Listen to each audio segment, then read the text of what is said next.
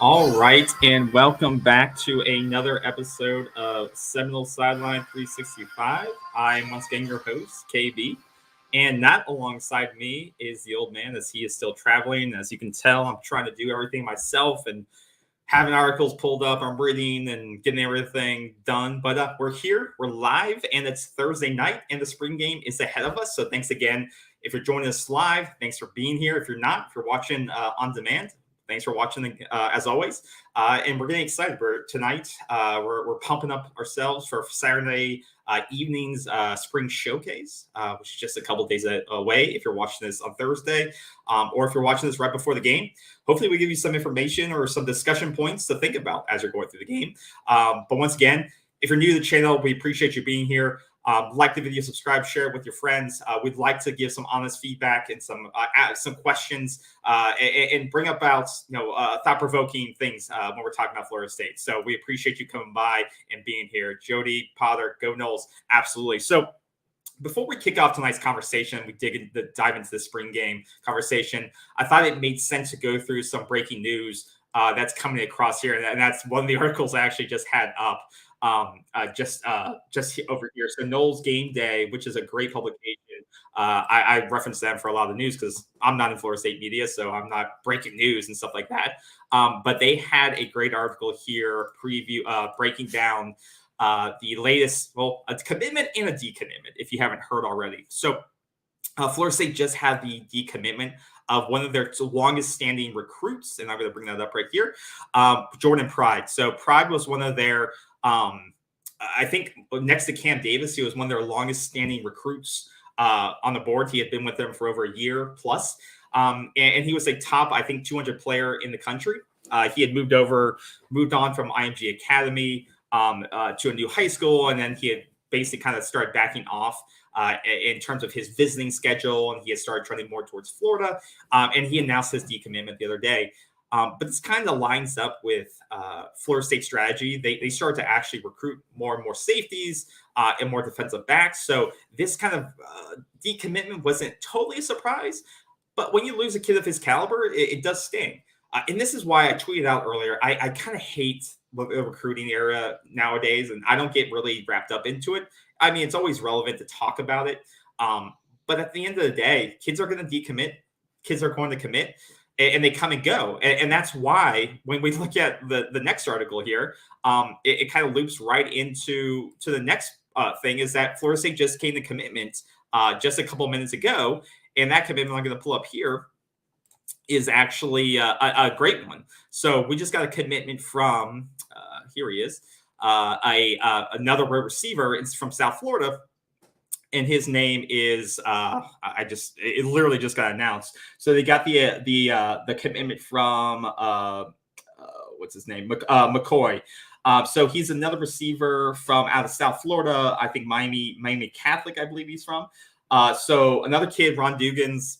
He's getting the job done lately. So as much as crap as I gave Ron Dugans and him being on the staff and thought it was his time to leave, he lands another guy. He's getting it going. And this is a big win over Miami. So Miami was one of the top three. So I think it was Miami, Penn State, who were going after this kid and looking to sign him. And you pull this guy, another top 200 kid. So you lose a top 200 kid, you gain one. Now, is receiver a position that you necessarily need the depth right now? No, but it's always good to have talent because in the era of the transfer portal, you're going to lose a lot of talent. And you never know when you're going to lose them in the offseason, right? So you land a kid like this in a place you want to dominate recruiting in South Florida.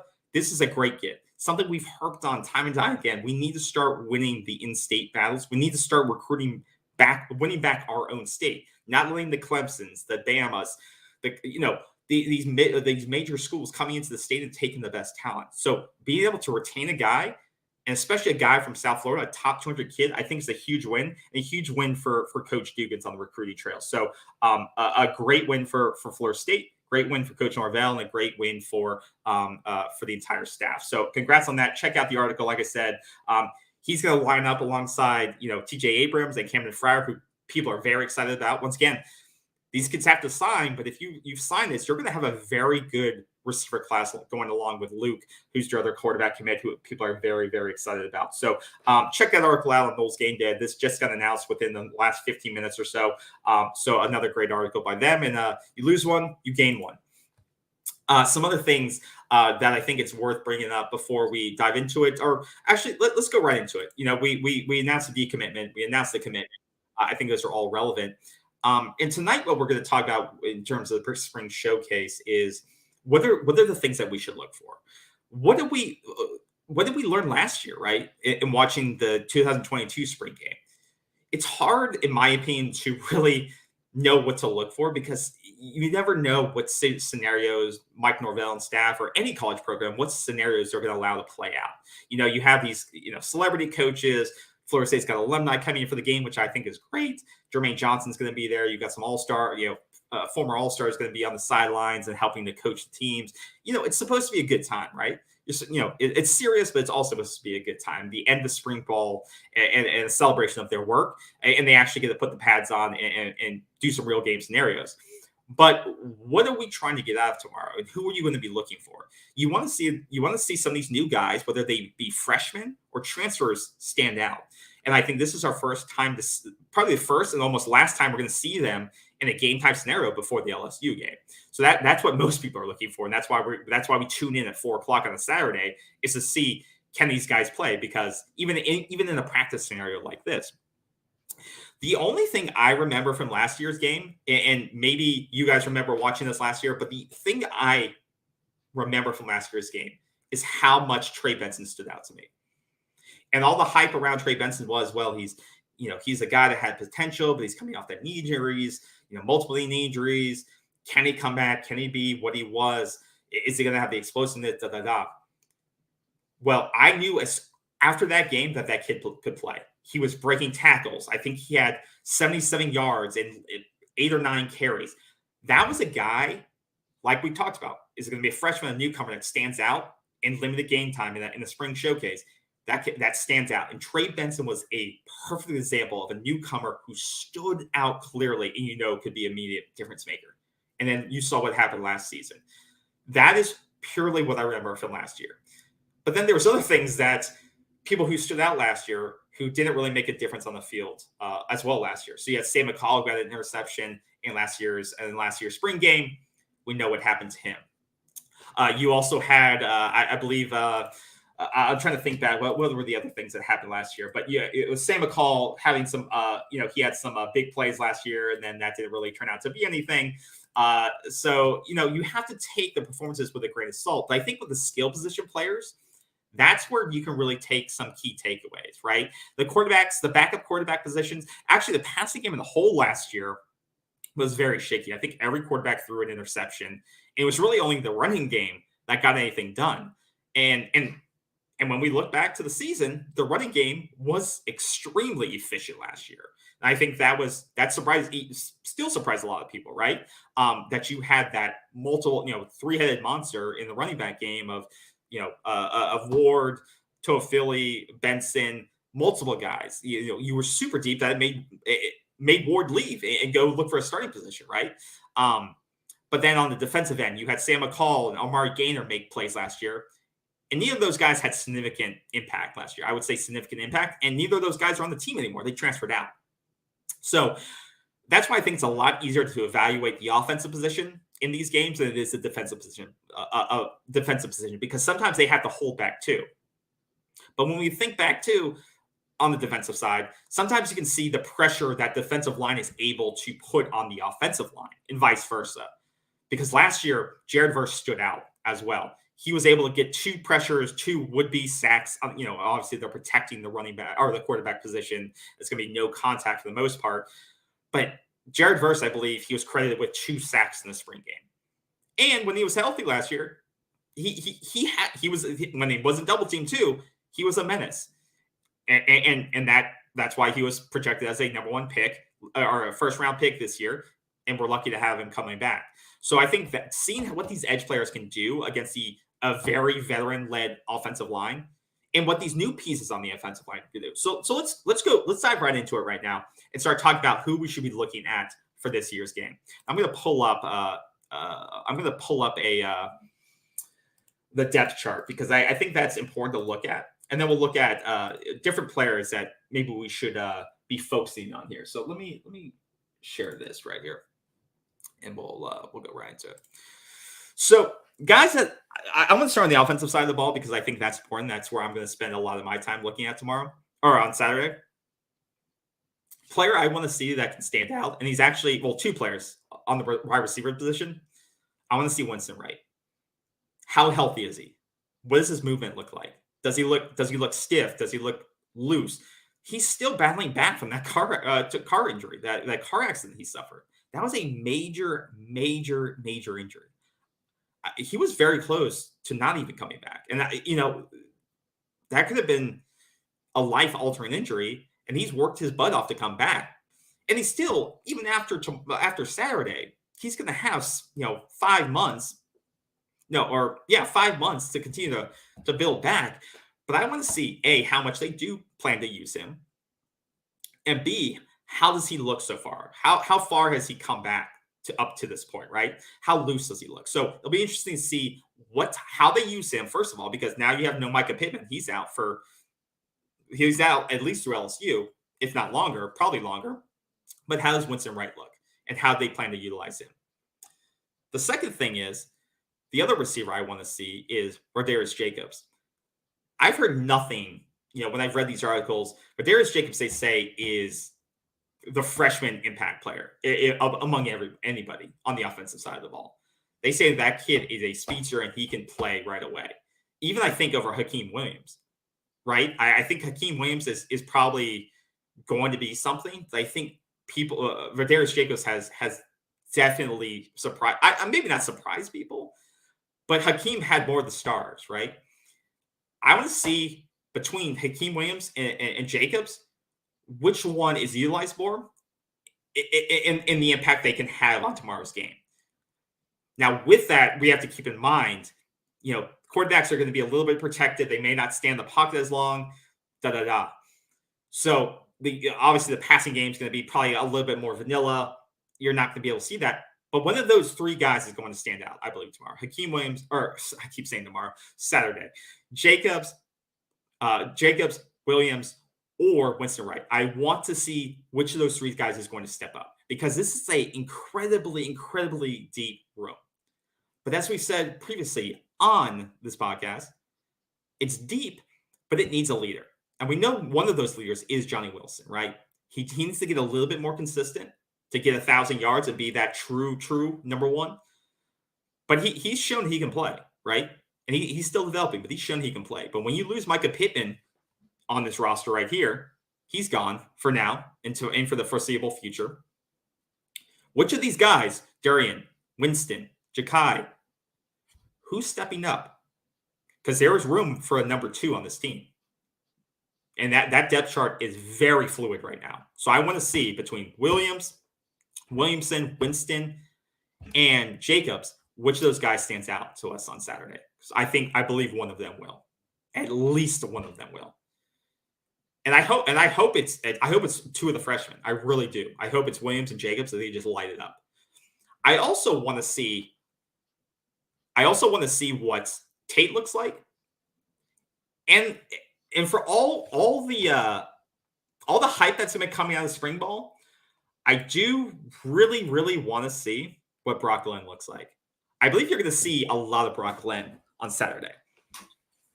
From all the reports, and you got to take these reports, with a grain of salt and a lot of big words, and the word phenomenal and coach speak gets thrown in from Mike Norvell, and that gets distributed through all the media sites.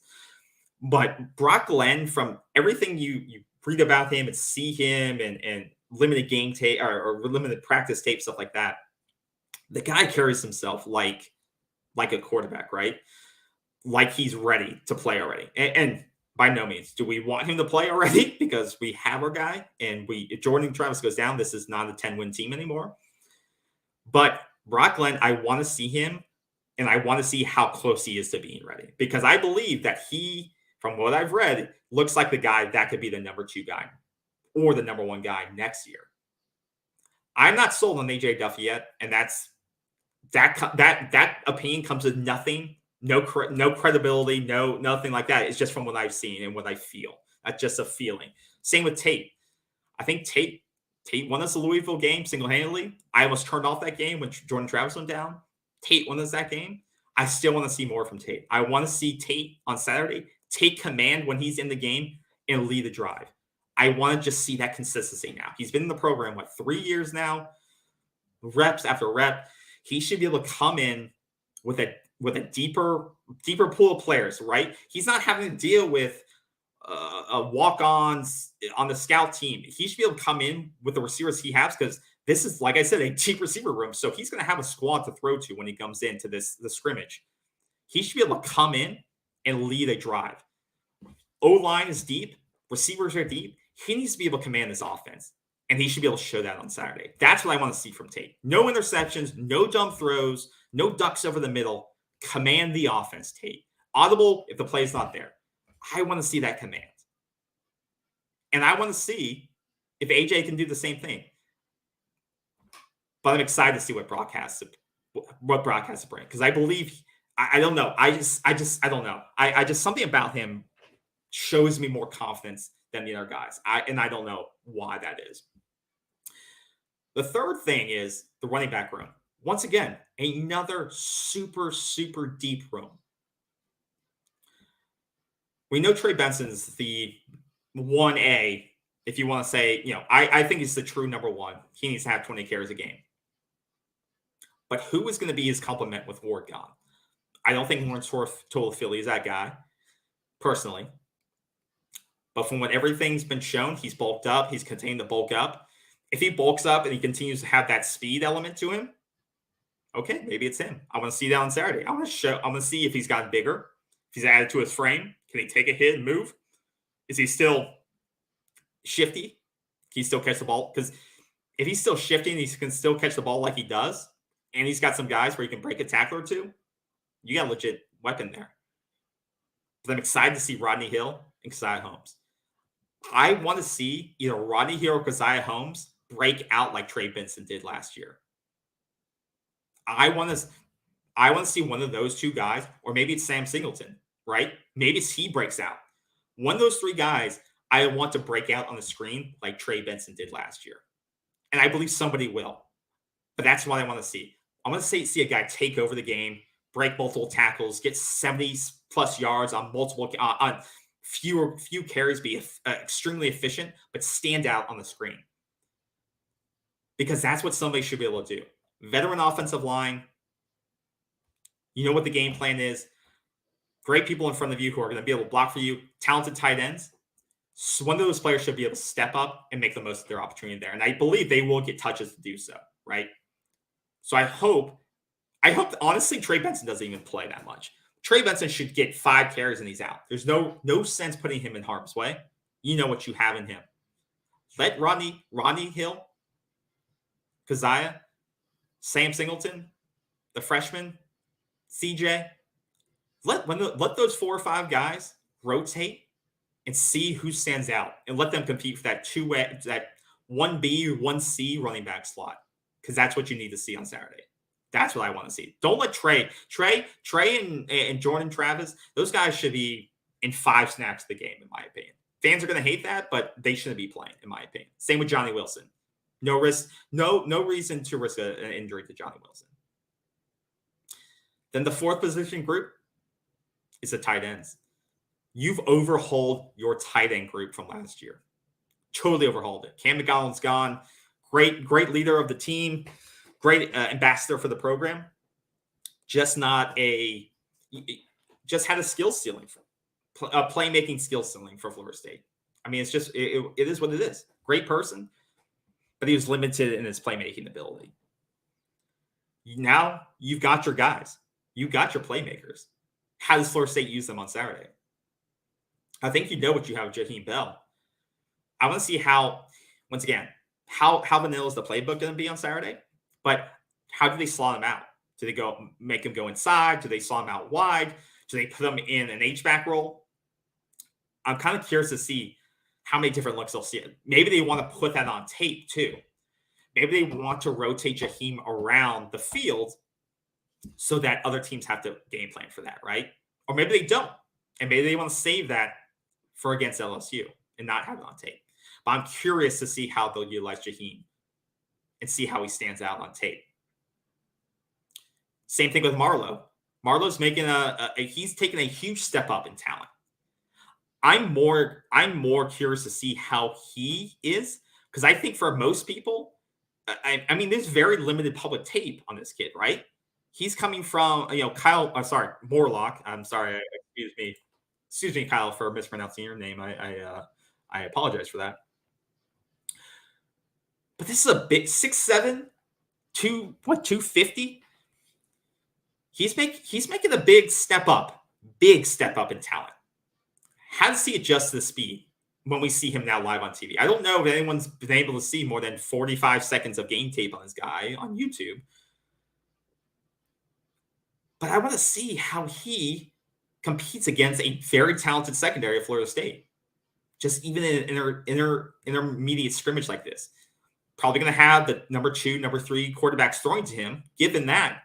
But can he break away from the linebackers that are going to be covering him? Can he get that one-on-one matchup he wants and catch it over the middle of the field? Can he get to the second level and catch a deep pass? How do they line him up? Do they line him and Jaheim up on the field at the same time? How do they utilize this big target? I'm so very, very interested to see how he looks on the field. Does he look slow? Does he look fast? Does he look faster than we expected? Or does he look slower than we expected? This is a kid that we should all be taking notes on, because he has the chance, just like Trey, to say, oh, this kid can play. They got this kid is legit. Because you'll be able to tell if he looks slower or faster than you expected him or not. It's going to be very clear about that on Saturday. So I'm excited to see how he gets evaluated and how he looks on Saturday. And that goes for kids like Brian Courtney. I think that guy's got a ton of potential too. And this is his chance to say, I'm still here, guys. I'm still on this team. He made a couple of plays last year. I think he caught a couple of touchdowns towards the end of the year. That's a very athletic. Same with Biscuit. You got just like the running back room, just like the receiver room. This is their chance, those younger guys, to say, I'm still here. You may have recruited over me, which I love, that this team is able now to recruit over kids and make them compete. But you guys got guys like Douglas and Brian Courtney who are still here, and they're going to need to show out to establish a place in this depth chart. They still have a ton of time to see how that shakes out. But you have probably your most talented tight end group you've had in probably the last 10 years since the Nick O'Leary days. And come Saturday, I'm very interested to see who from that group truly stands out, because Jaheim has all the hype, but does that translate to the game scenario? And it's only an hour, very controlled environment. But like I said, you can take things away from that. You can say, this kid can play, or this freshman can play, or this transfer can play. And that's what I want to see. So that's most of the offensive side. Obviously, you have your new offensive lineman in there, which is great. You have Casey, you got Jeremiah, Keandre. You got a new transfer piece on offensive line, which will be great. Great to see Dimitri's coming back. That was another great piece of news that you got this past week. Dimitri got that waiver to stay another year. One of your most used and guy with the most experience on the team on the offensive line returning. So once again, you have another truly deep and talented offensive position group that's coming back. And it's hard to tell. It's hard to judge that group in a spring game, but they shouldn't be getting whipped at the offensive line, right? Last year in the spring game, Jared Verse had a field day in terms of getting sacks on the quarterback, right? For as much as that counts, because obviously if Jordan Travis starts to scramble away, then they just count it down. But that offensive line should stand up a lot more this year than it did last year and the year before that. This offensive line should be solid on Saturday. It should give guys like Jared Verse fits at the defensive end position. That's what you should expect, or that's what I want to see, right? I want to see consistent snaps out of Casey Riley, and I want to see a consistent offensive line. I don't want to see procedural penalties. I don't want to see any of that garbage. No holding penalties. I want to see consistency on that line. Says even though you have a lot of pieces in, you've had time to practice. You had these transfers come in early, and you have a deep veteran-led group. There should not be that sloppiness on Saturday. So that's what I want to see as a collective group out of them. And they'll be interested to see what they played a younger group like Julian Armella and Lucas Simmons. Are those guys ready to step up now? So I'll be interested to see those young guys and how they fit them into this veteran-led group as well. Now let's go to the defensive side of the ball and what we're looking at there. So I think on the defensive side, I've kind of said their names a couple of times, so you can probably expect who I'm looking for. I really want to see how the defensive line looks. And it's hard. It's so hard to judge it in a spring game scenario, defensive line, because like I said, Jordan Travis, if he gets anywhere close or starts to scramble, they're going to call it a sack, right? But I want to see how much pressure the new guys can put on the ball, especially on the interior. Darrell Jackson, how does he look on the interior line? Is he able to create that interior pressure? How does he stack up against a guy like Casey Roddick or down the interior line? Brandon Fisk, how does he look? How do they match? I want to see how they align these pieces together. I know they split these teams up and stuff like that, but I'd be interested to see how these rosters look in the spring game scenario. But I'm also interested to see who plays with who and what the impact they have. Can guys like Fisk and Darrell Jackson, do they just wreak havoc on Saturday? Or does that veteran group stand up and say, no, we're just as talented and not today. So like I said, it's going to be so hard to judge if a guy stands out or not. But all it takes is a couple of plays to say, oh, this guy can play at this level. Because we've taken a lot of guys from lower levels. You got a guy from Western Michigan. You got a guy from Division III, Morlock. I just need to see a couple plays to say, these guys can play. These guys got the talent, the moves, the technique to say, oh, they're ready to play. We saw with Jared Verse, in his spring game appearance. We knew he could play. He made the moves. He got the pressure on. And we saw the plays that said, oh, this guy's ready to play come LSU, right? So, Fisk is not playing. All right, good call there. I hope it's not. I didn't read that he wasn't playing yet. So is that injury related? I hope it's not.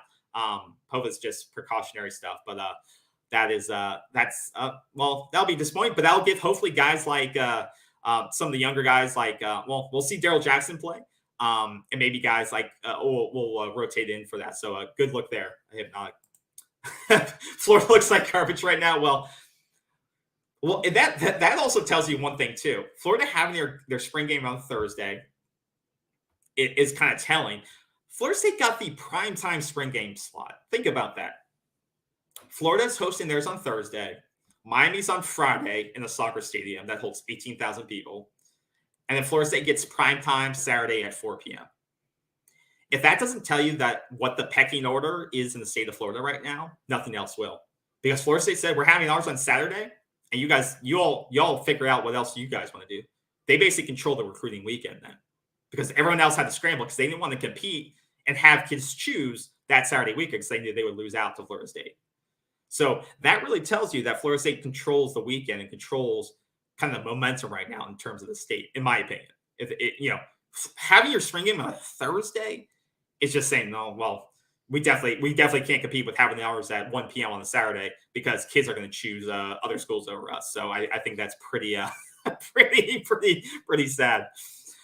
Fisk will be good rather than he's going to re-aggravate that shoulder. Yeah, I knew he was coming off that shoulder surgery coming in at Florida State. So, okay, that's smart then. Yeah, I agree. That's a good call. And I think it's a good time. I know Florida State's missing a couple of guys that have been out all of spring. So I think it's pretty smart that anyone who's lingering injuries should sit this one out. And I think, like you said, you're going to have guys that are still, like you said, lingering injuries are going to still be out. And a guy like that. So, Robert Scott's going to be out. Kevin Noles will be out. Aaron Hester, Malcolm Ray, all those guys miss this whole period of time. So you're going to miss those guys. But I think it's great that you'll have the ability for the younger guys to step in, which is which I said earlier is the best part about the spring is you see if these younger guys and these younger transfers who are coming in, if they have what it takes. I want to see if we can get some of these guys to flash on screen for us in these limited reps, in these limited opportunities that they have right now. I want to see if Farmer consistently push the pocket. I think this is his year that he's gotta start showing out a little bit. It'll be interesting between him and Briggs competing there. Once again, I think he has what it takes. It'll be, I like both the players. I mean, this is Briggs' time. This is his kind of last shot to make an impact and see what he's got. But I think Joshua Farmer's probably got the higher ceiling there. And once again, I don't know how much of the coaching staff takes into consideration what they see in this game. Probably not a lot. Probably a little bit, but not a lot. I think fans probably take a lot more weight from it than the coaching staff does. But yeah, I would love to see it. I would love to see Aaron Hester too. I would love to see him emerge. Why did I say that? He's not even playing in the spring game. But there's some other guys. I want to see, does Gilbert Edmond, what does he look like? I didn't watch a ton of South Carolina football games last year. What does he look like playing in his role? Omar Graham, what does he look like in the linebacker position? I heard he has great potential. Whether he's going to be a sophomore this year, what does he look like? Our linebacker group is deep, but how talented is it, right? Kalen DeLoach, Tatum Bethune coming back. Steven Dix, finally healthy again. What does that linebacker group look like against these running back matchups? I'm excited, and how do they cover these new tight ends as well? How do those matchups look like? So I'm interested to watch this linebacker group as well, because you didn't add any major players to it, right? You didn't add any major transfers, but you didn't lose any major players either, right? Amari Gaynor, you lost, or kind of in that linebacker role, but he wasn't a major, I'd say, impact player, right? He was good. I mean, he was a tackle leader, right? So he statistically he was, but last year you didn't feel him as much as you probably should have. So it's interesting to see what that group will. And will some of those guys that are out with injury, or on the younger side, will they step in or show out in a game like this, or start to show themselves on the screen? Omar Graham, yeah, redshirt freshman. So yeah, this is the time, right? Can he show on screen a little bit that he's ready to play? And I brought it up before. If you're just joining us, for me, who stood out the most last year was Trey Benson. We saw what he could. 77 yards last year. And I knew immediately, oh, this guy can play. And that's really what I want to see. I want to see 2 or 3 guys that just show, flash like that. And you're like, oh, wow. We got what we ordered in the transfer portal. That guy can immediately play. So if there's any of those guys that you think that you're waiting to see on Saturday, let me know. Because for me, I've already said a couple. I want to see the receiver group. I want to see a guy like Radarius Jacobs. I want to see a guy like Winston Wright. Winston Wright, I just want to see how he moves. First of all, because I know he's still fighting back, and I think he's made great strides, but I want to see how he moves. But I want to see Jacobs or Hakeem Williams. Do either of those guys stand out? Also, that deep receiver running back group. I want to see a number 2 from the running back room emerge as well from that. Bethune, DeLoach, Lundy are solid. Dix probably needed to move on. Interested to see how Omar Graham and Gant. Yeah, I don't know. Sometimes Gant, I'm hot and cold on. Sometimes I love Gant. Sometimes I don't. But like you said, Bethune, DeLoach, and Lundy are extremely solid.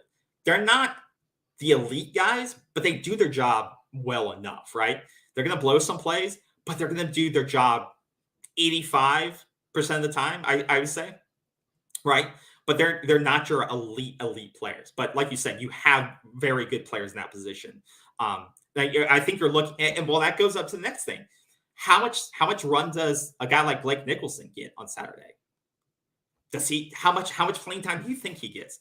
They start kind of slotting him in, or is he purely special teams on Saturday or this coming season? Do you think, he was a late, or he's not even in, right? He didn't, sorry, I don't even know what I'm saying. I forgot. He didn't transfer in yet. So he's not even going to be eligible to play. So I can't wait to see him in the summer, right? Like you said, because I wish he had early transferred in. Because I would have loved to see him in a game like this, because I really do think that he could make an impact if he was already enrolled and could have been available to play in this. So I keep thinking that I keep wishing he would have early transferred, enrolled early, because I really want him in this group. So That was just me wishful thinking on that one. Like you guys are saying, yeah, I completely made that up in my mind, and yeah, I'm with you, Hitnock. I can't wait to see what that guy's capable of. I'm really excited for that. Dre is far more likely to flash than Hakeem. I'll be watching Keziah and CJ at running back. Benson to a Philly Hill. I've already shown me enough. Yeah, I agree with you that I said I don't want Johnny Williams, Travis, or Trey Benson to play more than maybe 5 or 10 snaps at most. I honestly don't think they should even play at all, in my opinion, because I want to see more of, like you said, Keziah or CJ. I want to see which one of those two really stands out the most of the group. I want to see if one, or even like a Sam Singleton. I know he's young, probably needs to gain a little weight from high school, but I want to see which of those 3 guys it can really stand out. I'm really excited to see Keziah live in person like that. Is he ready to take that next step? Is he ready to take the throne from Ward moving on? Can he fill that role that Ward is it kind of left open, right? I'm excited to see what Keziah has. Or CJ. Is CJ like, no, you're not taking this. You're not coming in, taking it from me. So like you said, that's a battle I really want to see, because I think that is a position you can actually see on Saturday is someone who will take that next step and be able to measure it a little bit more fairly than any other group. The old man, he is actually traveling. He's in Europe right now, so he'll be back first week of May, I believe. So actually, when I'm traveling, he'll be back, and we're on like an opposite schedule right now. So he's actually overseas right now, traveling on a like 6-hour difference right now. So yeah, he'll be back in early May, and we'll be back on the right schedule now. So he'll be watching the show tomorrow morning, he said. So yeah, we couldn't have him on, but he's definitely watching. So he'll be watching sometime. The spring game will be on at like 10 o'clock his time when he's watching it. So he'll be excited for that. Yeah, exactly. But yeah, I mean, my final thoughts too, and if you missed it, is the quarterback group. Like I said, I don't think Jordan Travis should play at all, but I really want to see the battle of I want to see Tate really command the offense. Last year, he was a little shaky in the spring game, threw a couple picks. Defensive line really dominated last year. I want to see Tate really command the offense and drive it down the field as much as the scenarios allow it. But I'm really interested to see the battle between Brock Glenn and Duffy. I have this confidence. Brock Glenn looks like a real quarterback for some reason. He just looks built. His body looks ready for it. I don't know why AJ Duffy just doesn't exude confidence for me. I don't know why that is. He's done nothing against me, and it's just my personal opinion. But I do want to see what Brock Glenn does in a game like scenario on Saturday. I'm really excited to see how he's come along in his early career with Florida State. Once again, he's only been in the program 4 months, if that. So it's way too early to judge any of these guys. And AJ Duffy's only been in the program for a year, so it's really early to judge him. So but I'm excited to see what that quarterback group has to put on tape as well. You see Shaheem Dent and Duke can do at safety. The thumping field general. I'm really gonna Jamie Robinson. I don't know who. Yeah, of that group, I don't know who's going to be able to replace his physicality in that second level. Maybe Shaheem. Maybe Shaheem. He flashed a couple times last year. To your point, Jamie. Yeah, losing Jamie is honestly a heartbreak. That guy just like set a tone at that next level. Whether it was coming up on the blitz or just some of those tackles, especially on the blitz. Especially on the blitz when he would come up and just like a rock and just end plays. And like you saw, time after time, just finish tackles. Like you said, that is going to be hard to replace. It's going to be hard to replace, but you need one of these talented younger guys on the roster to step up and do that. And I'm hoping like an Azaria Thomas or like you said, Shaheem Brown. I really hope Shaheem Brown can take that next step this season and do that. And it'll be interesting to see. Omar, Duke, I'm not sure about Duke. Once again, I don't have a lot of confidence in our defensive backs. I never have. Jamie was our best defensive back for a long time, but I don't know. I don't know. I don't know why I'm still a little bit I don't know. I'm a little bit sketched out, but like I said, we'll see. Well, and we'll see how much they air it out on Saturday, right? Last year was a lot of running the ball last year.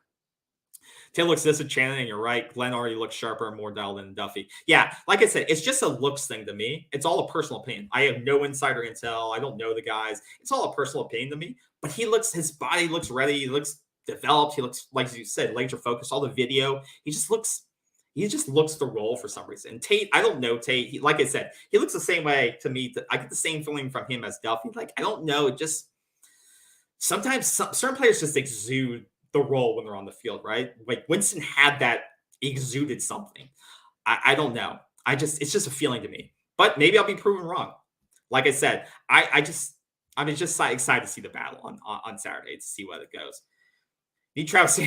Travis? Yeah, I don't know. I don't know what Travis Jay is going to give us. Honestly, that's a great question, and that's one thing to discuss is in these kick return scenarios, in these punt return scenarios, who do they put back there? You lose Mycah, right, for the foreseeable future. Who do they put back there to return punts and kickoffs? And kickoffs will probably be the rotation Trey Benson and co. But when they practice punts, who do you put back there, right? Do you put a Travis Jay? I know Travis Jay did a little bit of that, right? Or used to. Maybe those kickoffs.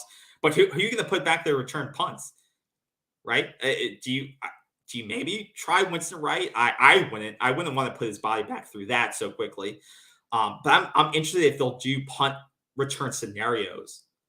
Probably not. Like I said, that's a little bit too maybe too physical for a spring showcase like that. But I would love to see who they're going to put back there for punt returns and who they're rotating, because I do think losing Mycah, outside of his blocking on the edge, his punt return consistency is going to be something that is going to be hard to replace early on in the season.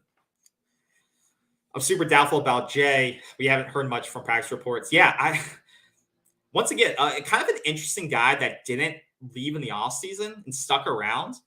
Maybe a guy that if he doesn't do something in the spring showcase, you may expect to leave or be asked to leave in the spring, right? Yeah, if you don't see a lot of him on Saturday, I would expect maybe a mutual parting of ways in the early summer period, right? Because I'm not sure. I'm with you guys. I don't really know what to expect from him at this point. He's been here now 3 years. I don't know. I don't know what you're going to get out of him at this point, which concerns me. Yeah, like you said, the guy's an athletic freak, right? But he just hasn't developed into what he should be, right? And I don't know if that's injuries, if that's the coaching staff, or that's commitment. I don't know, right? I don't have insider knowledge like that. Maybe he does need a change of scenery. But for him to stick around, he's got to have bought in at least somewhat to the program, right? Now, come Saturday, if he doesn't get showcased, or that's when you may see some that's when you may see some rumors start to spread, right? From the practice footage, the most consistent catcher seems to be Douglas, but none of them look comfortable enough to make me feel good. Yeah, Ja'Kai, that could be the consistency. That is the biggest thing, B. Riley, is you losing that. There were some times last year where I thought Mycah could have come up and caught the ball a little bit sooner. But the thing with Mycah, he never fumbled the ball. He never dropped the ball. And we think back before Mycah, I got scared every time someone got underneath the football, right? I know if they were going to drop it, if they're going to tap it, or whatever was going to happen. Never had a drop last year. He was super. Guy could be running right into his face, running right, never dropped it, right? That's the thing that scares me. And that stuff like that, in these shootouts that we were kind of in last year, that can lose. That field position is going to lose us a game. It will lose you a game, right? So to your point, I mean, I would be, if I was Florida State, I would be hammering those punt return drills until I find the right guy. Or I would be looking to the portal, and I think the old man brought this up weeks ago, was find a guy at the D1 or D2 FCS D2 level that all he does is punt returns, right? Find you the Mycah Pittman of D2 or FCS. and that's all he's done is punt returns. If that guy exists, and bring him in. That's his specialty. Bring that specialty guy in, because that position alone will win you or lose you games, especially like a team like Clemson, when it's going to be a one possession game. Again, in these tight games when it's going to come down to one or two, a touchdown or a field goal, that will lose you a game, right? Some like that practice Tuesday, no brace, no crutches, no limp. Not saying that means anything, but you got at least on pace. Yeah, I think he's probably working his butt off to get back. I definitely don't think he's going to be back by the LSU game. I think the staff will probably play it slow, right? Play it slow, play the rehab slow, make sure he's fully, because I think they know they have a deep room, right? And they know that this is going to give guys opportunities to step up and play. And because if you rush Mycah back and you say, Mycah, we need you in here to play, it's going to send the wrong message to the rest of the room, right? To say, guys, we don't believe in you enough to play without Mycah. We have to rush him back again here. So I think, like you said, it's great to see him back, see him engaged that practice, right? No brace, no limp, no anything like that. And also see him engaged on the field, coaching guys up, being a leader, right? He's a veteran leader of this team, especially in that receiver group. So it's great to see that. But we should have guys here that should be able to step up, right? This is the deepest our wide receiver room has been. You have a leader in Johnny Wilson, who's a production leader, who hopefully takes the next step this season. But you are looking for that. Who's that second receiver? Who is that second production leader? Who is going to become that player? So once again, looking for that guy to maybe showcase himself on Saturday if it is a pass-heavy day. Potentially, it may not be like last year. If it's like last year where you're running the ball most of the time, then we may not be able to see that.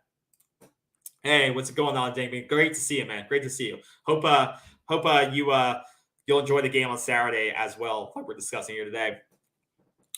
Preferred walk-on punt catch, dude. I'm telling you, go hire an intern to go search the stats for all the FCS and Division II schools and say, hey, you want to come to a big time program and just do kicks for us? I'm telling you, there's got to be that kid out there who'd like sign up in an instant, right? And say, yeah, I'll catch 5 balls a game and not fumble them. And that's your job, right?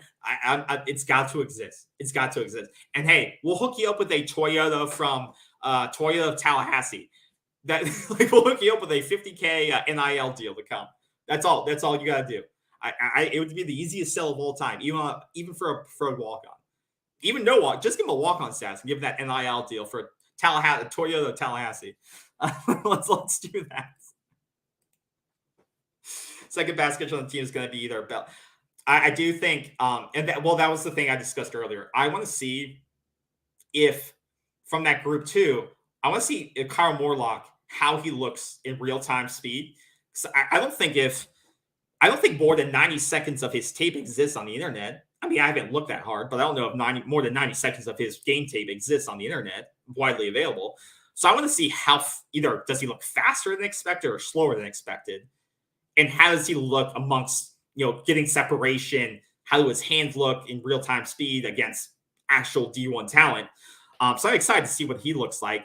And then I think we know what we have in Bell, to your point. I think he is going to be a weapon and probably will become your number 2 or your second primary receiver, either statistically or just by decision-making by Travis. Kentron, I love Kentron. And I think with Malik McLean leaving, he's going to have an even bigger opportunity to step up this year and more game time reps, to your point. Malik leaving, I think Malik and Kentron were kind of, I don't know why I thought this, we're kind of like mirror images of each other in terms of their big playability and the way they played. I don't know why I think that. But I think with Malik leaving, Kentron will get some way a bigger ability to shine in this offense. So it'll be interesting to see that. All the chat on the B is that Morlock is more fluid than a man that size. Yeah, 6'7", 250. Like, you shouldn't be able to move very fluidly at that size, which is why I'm excited to see how they use him on the field and how they use Jaheim on the field. How much is Florida State wanting to show their offense on Saturday? How vanilla do they get? Are they going to line up Jaheim wide, inside, in the H-back? Same with Morlock. Do they line him up more as a blocker, wide, inside? How do they line these guys up? And to your point, does he look fluid, Morlock, at his side? We already know how athletic Jaheim is and how he can be lined up. But with Morlock, how do they plan to utilize him? I'm very interested in that. In these spring game scenarios, some teams like to show more so that people have to try to game. They'll throw out fake plays and stuff like that so that people over prepare for a team and they're like, and some people keep it very, very vanilla, right? So that it's you have nothing on tape with these new assets on your team, right? But with Morlock, like I said, we don't know what to expect from him, especially at the level he was playing. But I'm excited to see, like you said, if people are saying he looks more fluid than he's to expect, I'm very, very excited to see what he looks like, because there are some high expectations on him, especially how they rated him in the transfer portal. I do want to see if he can live up to that on Saturday. Even, like I said, just stand out, make a big catch, break open. Even if the ball doesn't get completed to you, break open for a big play and just be available for it, right? I hope Williamson can stay healthy. Yeah, what was it? 2 years ago, he looked like he could become something. And then last year, he just fell off. I forget, injuries, stuff like that. But a couple of years ago, I thought it was that he looked like he made a couple of catches. It wasn't significant numbers, but a couple of years ago, when he was healthy, he looked like a guy that had some decent hands and he can make a big play. And keep in mind, you lose Pokey Wilson, who they're not going to build a statue of this guy on Florida State, but he probably was your most consistent hands on the team, right? So you may have you probably have a incredibly deep room, but you are looking for a guy to step up on this team at receiver. Johnny Wilson is definitely not the most consistent hands on the team right now. But if he does get those consistent hands, he will become a first or second rounder in the NFL draft. Do not get me wrong. But his hands are far from being sticky. Well, I think we can all agree on that. So there is definitely a slot open for a number 2 or number 3 receiver on this team. And Darian, to your point, I hope Kentron or Darian, so many of these guys have a great opportunity to step up and become big-time receivers for Florida State. They all have the talent. We've seen these guys flash. We've seen them have the ability. They just have to take it. They really just have to take the opportunity in front of them. A healthy Williamson is wide receiver 1B. Wow. Okay, that's big. He's that good. But if the if regarding health is a big if, that's big expectations. Saying he's wide receiver 1B. Yeah, like you said, I remember him flashing a year or two ago. But to your point, if you're not available to be on the field, yeah, you can't take that opportunity. You've got to be able to stay healthy. You got to be able to stay, available and in the rotation and let the coaches know that you're healthy enough to stay available. So to your point, if he can stay healthy, it'd be just exciting to see. And maybe he's one of those guys that really stands out on Saturday. Maybe he's healthy enough to get out there, say, Coach, give me my reps. I want to eat on Saturday. And he just really rips it up on Saturday. I would love nothing more to see that. I want these guys to rip it up on Saturday. And, not that I want to see the defensive backs look bad because I already ripped them enough. But I would love to see one of these receivers, one of these young guys, or one of these under talked about guys really, really step it up on Saturday and just rip it up. Or I would love to see Fentrell Cypress have 3 interceptions. There is that. I would love to see the kid from UVA that we got out of the portal to just tear it up, out of the back as a defensive back. Because we really need him to be locked down next year, right? Too. So I would love to see or both things happen. Huge day on the first half of the receivers, and then Fentrell get a couple of interceptions in the back half. So maybe both will happen. Maybe we'll get lucky and both will happen. So the final thing I want to see, we talked about special teams a little bit, is will they do a special session on special teams and field goals? I know sometimes they throw it in there towards the end. But Tyler Keltner, how many kicks do we see out of him on Saturday? They brought this kid in to compete with Ryan Fitzgerald. I've bitched enough on the show about special teams. You've probably heard enough from me and the old man especially. Oh my God, you've heard about him, and he wants to sign 5 kickers on this team. So talk about preferred walk-ons. He wanted to do a nationwide executive search for a kicker. But how do they approach this on Saturday? Because I think the fan base is interested to see a little kicking battle on this team. Ryan's been here 3 years. You bring this senior transfer in, Tyler Keltner. What's he, a 78% kicker? Somewhat highly touted. He comes in. How do they approach this kicking competition? is Ryan Fitzgerald treated as the incumbent and it's his to lose, or is this truly an open competition? I haven't heard either way, so please correct me if I'm wrong. But I haven't heard either way if Ryan is.